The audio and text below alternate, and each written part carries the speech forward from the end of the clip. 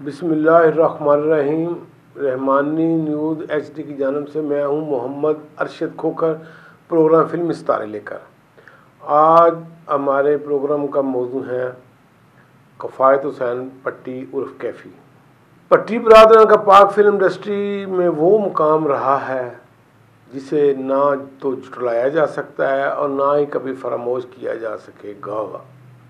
बिल्कुल उसी तरह जैसे इंडिया में कपूर फैमिली का है पृथ्वीराज कपूर, राज कपूर, शम्मी कपूर, शशि कपूर, रणधीर कपूर, ऋषि कपूर, नीतो सिंह, नंदा, करिश्मा कपूर वगैरह। इस फैमिली के हेड अनायत हुसैन भट्टी थे, जो पाकिस्तान बनते ही फिल्म इंडस्ट्री में पर छा गए। पहले गुलूकार, फिर हदायतकार, तकसीमकार, फिल्म साज, हदायतकार, यानी हर शोबे में उन्होंने पंजा आजमाई की और कामयाब रहे।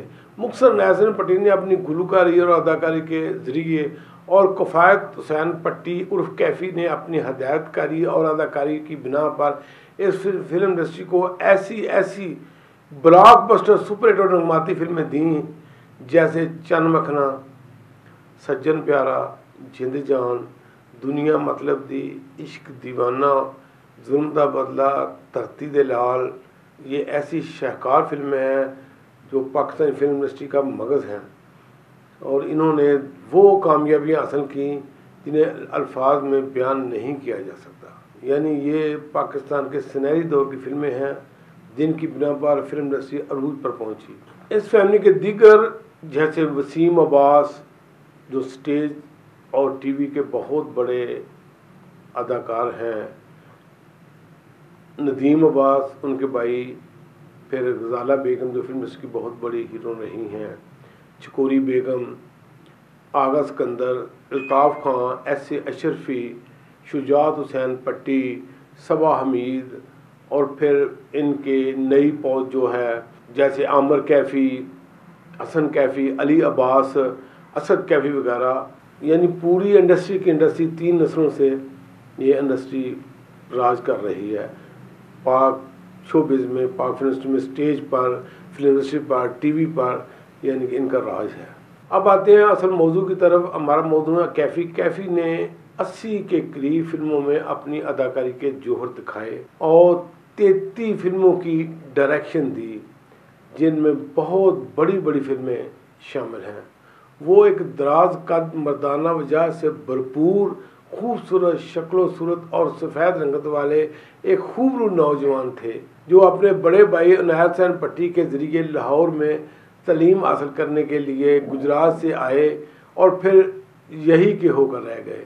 यानी लाहौर की रंगीनियों में कुछ इस तरह मगन हुए, ख़ासकर फिल्म इंडस्ट्री की रौनकों के दिलदादा होकर रह गए और फिर पीछे मुड़ कर नहीं देखा, क्योंकि पाक फिल्म इंडस्ट्री की रवायत रीत है, यहाँ जो भी आया या तो ख़जाने लुटाकर कंगाल हो गया या फिर कंगाल आया और ख़जाने भर कर माला माल हो गया। भट्टी बरादरान की कहानी भी कुछ इस तरह ही है। कैफ़ी ने बतौर डायरेक्टर अपनी पहली फिल्म 1966 में मुँह ज़ुर बनाई, फिर 1968 में उनकी ब्लॉकबस्टर फिल्म चन मखना रिलीज़ हुई, फिर सज्जन प्यारा, फिर जिंद जान, जुल्म दा बदला तो उनकी बहुत बड़ी फिल्म है। पाकिस्तान की पहली पंजाबी डायमंड जुबली हुई, उसने अगले पिछले तमाम रिकॉर्ड मात कर दिए। बहुत बड़ी फिल्म थी ये जुल्म दा बदला। इन फिल्मों की कामयाबी के बाद कैफ़ी का नाम बतौर डायरेक्टर पूरे मुल्क में गूंजने लगा और प्रोड्यूसर की यही ख्वाहिश होती थी उनकी फिल्म की डायरेक्शन कैफ़ी दे, लेकिन कैफ़ी साहब ये कहकर उनको टाल देते थे कि मैं सिर्फ अपनी फिल्मों में ही, हमारा अपना बहुत काम है, अपनी फिल्मों की डायरेक्शन दूंगा और किसी फिल्म की डायरेक्शन नहीं दूंगा। अगर वो और फिल्मों की डायरेक्शन देते तो आज उनका बहुत बड़ा नाम होता, सैकड़ों फिल्में उनके नाम पर होती, लेकिन उन्होंने अपनी डायरेक्शन पर तवज्जो दी। मेरे ख्याल में अगर वो अदाकारी की तरफ ना आते, डायरेक्शन की तरफ पूरी तवज्जो देते, तो वो पाकिस्तान के सबसे बड़े डायरेक्टर होते। जितने वो ज़हीन थे, जितनी उनकी फिल्में देखकर पता चलता है, लेकिन कुछ वो बीमार रहने लगे और कुछ फैमिली इख्तलाफात थे जिनकी बिना पर वो बहुत बड़े या पाकिस्तान के चोटी के नंबर 1 डायरेक्टर ना बन सके। हालांकि वो नंबर 1 तो हैं ही, वो बहुत फिल्में उन्हें बनाई हैं, 33 फिल्में बनाना कोई मामूली काम नहीं, जिनमें 7-8 फिल्में ऐसी हैं जो ब्लॉकबस्टर फिल्में हैं। फिर जुल्म दा बदला के बाद दोनों भाइयों का गजाला और खानम की वजह से इख्तलाफ पैदा हो गए। फिर कैफी ने अपना नया दायरा कैफी मूवी टूर बना लिया, जबकि भट्टी साहब भट्टी पिक्चर के बैनर तले ही फिल्में बनाते रहे, जैसे तियां नुमानियाँ, चैलेंज, बिखरे मोती, रोटी कपड़ा और मकान, जगह गुजर, राजू राकेट, अरादा, अलान, तख्तिया तख्ता, मिलेगा जुल्म दा बदला, दहशत, सदके तेरी मौतों, शाह बहराम, हक सच, जट माझे दा, हसदे आओ हसदे जाओ, इश्क रोग, एक धी पंजाब दी, बाबल दा वेड़ा, मैदान वगैरह। लेकिन ये फिल्में उनके नाम पर धब्बा हैं। अगर वो इकट्ठे रहते दोनों भाई तो शायद पाकिस्तान की शिकार फिल्में बनती, लेकिन दोनों के इख्तलाफात की वजह से ये फिल्में वो कामयाबी हासिल न कर सकीं जो उनकी पहली फिल्मों का वतीरा थी। कानून कुदरत है, यानी जन ज़ारत ज़मीन और दौलत का नशा, ये ऐसी बीमारियां हैं जो इख्तलाफात की वजह बनती हैं। अगर ये ना होते तो शायद अगर रियाज शाहिद और मोहम्मद अली का आग का दरिया के दौरान आपस में बोलचाल बंद ना होती तो पाकिस्तान फिल्म इंडस्ट्री कहाँ होती। अगर वहीदा के साथ ज़ेबा, शबनम, निशो वगैरह काम करने से इनकार ना करती तो आज फिल्म इंडस्ट्री के हालात कुछ और ही होते। अगर फरदौस और नूरजहां का आपस में झगड़ा ना होता तो भी फिल्म इंडस्ट्री अरूज पर होती। अगर खलील कैसर, रियाज शाहिद जवानी में ना मरते तो ये बहुत बड़े डायरेक्टर तो बहुत बड़ी शाकार फिल्में फरंगी, जरका की तरह हमें देखने को मिलती, लेकिन ये जवानी में इंतकाल कर गए। अगर अकमल, मुनव्वर ज़रीफ, इकबाल हसन जवानी में इंतकाल ना करते तो भी हमारे हालात मुख्तलिफ होते। बहरहाल कानून कुदरत है। अपने असल मौजू कैफी की तरफ आते हैं। अनायत हुसैन भट्टी खुद फरमाते थे कि जब मैंने चंद मखना की मुल्क की कामयाबी के बाद फिल्म सज्जन प्यारा बनाने का ऐलान किया तो मैंने पहले लाला सुधीर को कास्ट करने की कोशिश की। सुधीर के पास उन दिनों डेट नहीं थी, 2 माह वो बहुत मसरूफ़ थे और मैं 2 माह में फिल्म मुकम्मल करना चाहता था। उस मुआवजे का मामला था, वो चंद मखना वाला मुआवजा नहीं लेना चाहते थे, ज़्यादा लेना चाहते थे। फिर मैंने अदाकार हबीब से बात की। हबीब भी मसरूफ़ थे, लेकिन वो 30,000 रुपये मांग रहे थे, लेकिन मैं उन्हें 25,000 देने के लिए तैयार था। 5,000 से उन्होंने भी काम से इनकार किया। फिर मैंने कैफ़ी से कहा, कैफ़ी अदाकार की तरफ नहीं आते थे। मैंने इसरार किया और कैफ़ी को कहा कि ये रोल तुम खुद करो, और मैं वो जो लास्ट सीट को देना चाहता था वो रोल मैंने किया और जो मैंने करना था वो मैंने कैफ़ी को दिया। और कैफ़ी ने इतना अच्छा परफॉर्म किया, लोगों ने तालियां बजाई जब वो कैफ़ी की एंट्री होती है, ख़ासकर जब वो सलोनी उसको सज्जन प्यारा में बंदूक देकर काले कपड़े पहनाकर भेजती है तो बाकी वो शेर खां के बच्चे लगते हैं। बहुत ज़बरदस्त वो गाना, जियो सज्जन प्यारिया तू क्या मैं जेते मैदान लिया, दिल तेरे अगे हारिया जियो। बहरहाल वो बहुत अच्छी फिल्म थी, लोगों ने कैफ़ी को पसंद किया बतौर अदाकार भी, और उन्होंने फिर लगातार 80 के करीब फिल्मों में अपने अदाकार के जोहर भी दिखाए। लेकिन मेरे ख्याल में अगर कैफ़ी अदाकार की तरफ ना आते, सिर्फ डायरेक्शन कर भी तवज्जो देते तो आज उनका बहुत बड़ा कारदाद महबूब की तरह, राजपूत की तरह का बहुत बड़ा नाम होता। अभी उनका नाम कम तो नहीं है, लेकिन बहुत बड़ा नाम होता। भट्ट साहब ये भी फरमाते थे कि नूरजहां ने मुझे ज़िले हुमा का रिश्ता ऑफ़र किया कैफ़ी के लिए, लेकिन कैफ़ी पर उन दिनों गजाला का बहुत सवार था, वो गजाला की तरफ तो जो दे रहे थे, लिहाजा मैंने नूरजहां को इनकार कर दिया। गजाला एक तीसरे दर्जे की अदाकारा थी, हालांकि वो मोहम्मद अली, अकमल खान, अलाउद्दीन, लाला सुधीर जैसे बड़े अदाकारों के साथ हीरोइन आ चुकी थी, लेकिन फिर भी वो तीसरे दर्जे की हीरोइनी सब्र की जाती थी।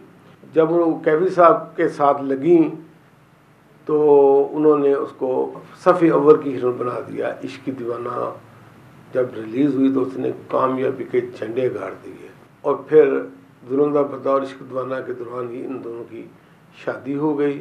जब मैंने फिल्म इश्क दीवाना शुरू की तो मैं चाहता था कि गजाला वाला रोल नगमा करें, लेकिन नगमा भी बहुत मसरूफ़ थी। कुछ वो इस हिचकिचाती थी कि फ़रदौस को मैंने कास्ट किया हुआ है, लिहाजा नगमा ने इनकार किया और फिर मैंने गज़ाला को कैफ़ी के कहने पर गज़ाला को फ़ाइनल किया और फिर गज़ाला की बल्ले बल्ले हो गई और वो पटरी पर चढ़ गई। ये मुकद्दरों की बात होती है। हालांकि मैं चाहता था वो नगमा रोल करे और फिर उसने अपना दिखाया, अपना टैलेंट दिखाया उसने। बाहर फिर इश्क दीवाना, जुल्म दा बदला, पेशावर उन्माश, दिल नाल सजंदे, जेब कतरा, तो पता नहीं कितनी फिल्में इन दोनों ने इकट्ठे की और बहुत ज़बरदस्त कामयाबी हासिल की। इन दोनों की शादी आखिर तक ये मियाँ बीवी रहे। गज़ाला उनकी बीवी थी, अगरचे उन्होंने चकोरी से मौला जट के दौरान मैडम चकोरी से शादी की, उनमें से भी उनकी औलाद है। असद कैफ़ी और दूसरा क्या नाम है उसका, ये उनके बेटे हैं, चकोरी में से हैं। आमिर कैफ़ी जो है वो गज़ाला से हैं। बहुत अच्छे हैं आमिर कैफ़ी, बहुत ही अच्छे हैं, हमारे इमनाबाद में आते रहते हैं और बहुत ही अच्छे खूबसूरत इंसान हैं आमिर कैफ़ी। अब आते हैं कैफ़ी साहब के गानों की तरफ। किरदार नगारी पर बहस करें उनकी 80 फिल्मों की तो वो तो बहुत लंबी लिस्ट बन जाती है, बहुत टाइम चाहिए, फिर किसी दिन प्रोग्राम अलग करेंगे। अब सिर्फ कैफ़ी साहब पर पिक्चराइज गानों का जिक्र करते हैं। कैफ़ी साहब पर यूँ तो बहुत सारे गाने सोलो रिकॉर्ड हुए, जैसे ओ मरनो ज़रा नहीं डर दे जिन्ना नैन मिला लैने, ये जियो जटा फिल्म का गाना था, पट्टी साहब की आवाज़ थी और कैफ़ी साहब पर पिक्चराइज हुआ।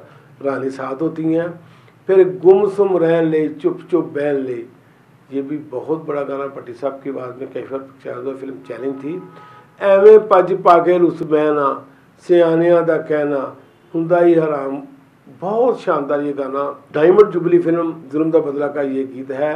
गज़ाला साथ होती हैं पट्टी साहब के आवाज़ से और कई बार ये गाना पिक्चराइज हुआ। फिर नशे दिए बोतले ना इन्नी अत चुकनी, मेरी इको डीग नाल जावेंगी तू मुकनी, मैडम चकोरी होती हैं और कैफ़ी का ये गाना सदाबहार एवरग्रीन, पाकिस्तान की सबसे बड़ी फिल्म मौला जट का ये गाना है।